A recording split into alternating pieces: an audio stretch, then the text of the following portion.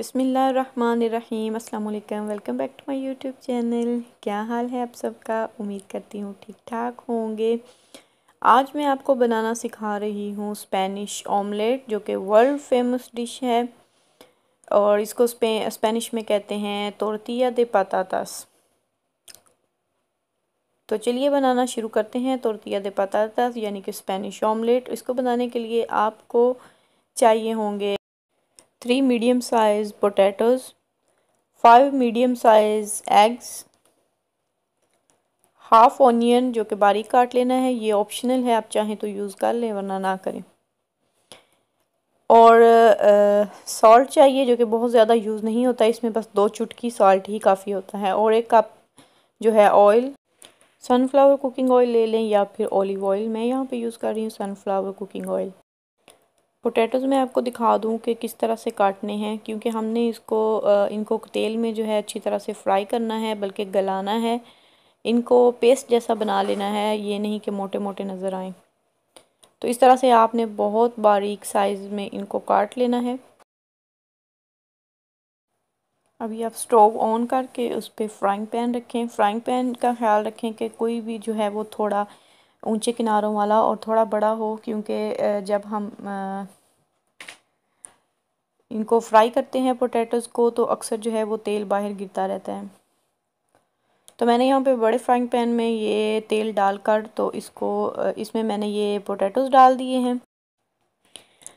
एक बात का ख्याल रखें कि जो तेल है वो बहुत ज़्यादा गर्म नहीं होना चाहिए। बस 1 मिनट के लिए उसको थोड़ा सा हल्का सा गर्म करेंगे और इसमें पोटैटोज़ डाल देंगे, क्योंकि अगर जो है वो बहुत ज़्यादा गर्म तेल होगा तो उसमें पोटैटोज़ डालेंगे तो वो क्रिस्पी हो जाएंगे जल्दी, जो है ऊपर से वो फ्राई हो जाएंगे। और लेकिन उस तरह के हमें नहीं चाहिए, क्योंकि वो फिर बारीक इस तरह जिस तरह हमें चाहिए मैश करने के लिए उस तरह नहीं होंगे, तो उनके छिलके से बनने लगेंगे।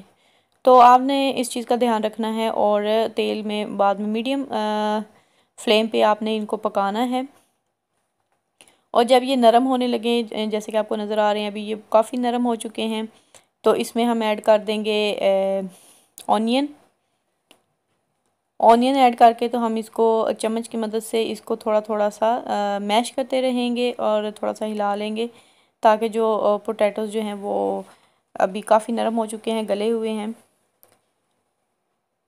तो यहाँ पे आप डाल दें 1 से 2 चुटकी नमक, क्योंकि इसमें नमक बहुत ज़्यादा नहीं जाता है। अगर आप आधे चम्मच के बराबर या इस तरह सोचेंगे कि ये 5 अंडों की रेसिपी है और 3 इसमें पोटैटोज़ हैं, तो नमक जो है आधा चम्मच जाएगा या इतना, तो वो बहुत ज़्यादा हो जाएगा, क्योंकि बाद में हमें अंडों में भी जो है नमक ऐड करना है, इतना ही 1-2 चुटकी के बराबर।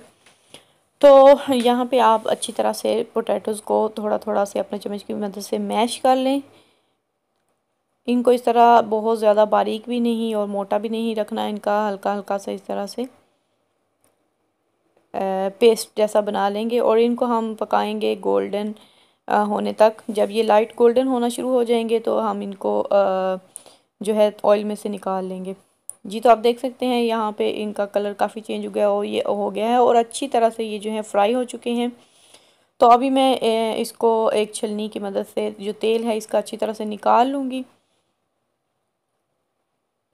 छलनी में मैं डाल दिया है ये सारा मिक्सचर जो कि तैयार हो चुका है, पोटैटोज़ जो फ्राई हो चुके हैं। तो यहाँ इसको मैं थोड़ी देर के लिए रखूँगी ताकि जो ऑयल है अच्छी तरह से ड्रेन हो जाए। अभी एक बड़े साइज़ का बाउल ले लें और उसमें अंडों को तोड़ लें। अंडों को तोड़ के इसके अंदर हम शामिल करेंगे अभी 1 चुटकी से डेढ़ चुटकी तक नमक, और इनको अच्छी तरह से हम फेंट लेंगे। जब अंडों का मिक्सचर अच्छी तरह से बिल्कुल इस तरह प्लेन हो जाए तो इसके अंदर ये जो हमारे पोटैटोज़ फ्राई करके रखे हुए हैं वो मिक्स कर लेंगे। इसको अच्छी तरह से मिक्स कर लें। अब स्टोव पे फ्राई पैन रखेंगे और इसमें जो है तेल डालेंगे 1 से 2 चम्मच। ये वही तेल है जो मैंने पोटैटोज़ में से निकाला है। नॉर्मली जो है आप उस जिस फ्राइंग पैन में पोटैटोज़ फ्राई करते हैं अच्छी तरह से, उसी में अगर आप बनाएंगे तो आपको इतने तेल की ज़रूरत नहीं पड़ेगी, क्योंकि वो पहले ही अच्छी तरह से ग्रीस होगा तो और गर्म होगा। क्योंकि मैं अभी ये छोटा फ्राइंग पैन लिया है तो इसीलिए मुझे इसमें थोड़ा सा ज़्यादा तेल ऐड करना पड़ा है। अगर आप दूसरे फ्राइंग पैन में ऑमलेट बनाना चाह रहे हैं तो उसमें तेल डाल के इसको 30 सेकंड के लिए हाई फ्लेम पे गरम कर लें, ताकि जो है वो उसमें डालते ही चिपके नहीं। तो इस तरह से आप अपना सारा मिक्सचर जो हमने तैयार किया है वो फ्राइंग पैन में डाल देंगे और 2-3 मिनट के लिए वेट करेंगे ताकि वो नीचे से जो है अच्छी तरह से पक जाए। और इसको इस तरह प्लेट उसके ऊपर फ्राइंग पैन के रख के उसकी साइड चेंज कर लेंगे। ये बहुत इजीली हो जाता है। आप देख सकते हैं किस तरह अच्छा इसका कलर आया है। और ये ऑमलेट जो है स्पेन की बहुत ज़्यादा ऑथेंटिक और टिपिकल डिश है, जो कि बहुत ज़्यादा यहाँ पे पसंद की जाती है। बल्कि अभी तो ये वर्ल्ड फेमस है, पूरी दुनिया में ये फेमस है स्पेनिश ऑमलेट। और बहुत इजी है बनाना और खाने में ये बहुत ही मज़ेदार है। आप इसको किसी भी वक्त यूज़ कर सकते हैं, मतलब नाश्ते में खा सकते हैं, लंच में, इवनिंग स्नैक्स में आप इसको रख सकते हैं और डिनर में भी खा सकते हैं। जी, तो हमारा स्पेनिश ऑमलेट जो है वो बन के तैयार हो गया है। आप ज़रूर ट्राई कीजिएगा, इंशाल्लाह आपको बहुत पसंद आएगा। और अगर आप मज़ीद स्पेनिश रेसिपी सीखना चाहते हैं तो मुझे कमेंट सेक्शन में ज़रूर बताइएगा। तो मिलते हैं एक और न्यू वीडियो के साथ। अपना बहुत सा ख्याल रखिएगा। अल्लाह हाफिज़।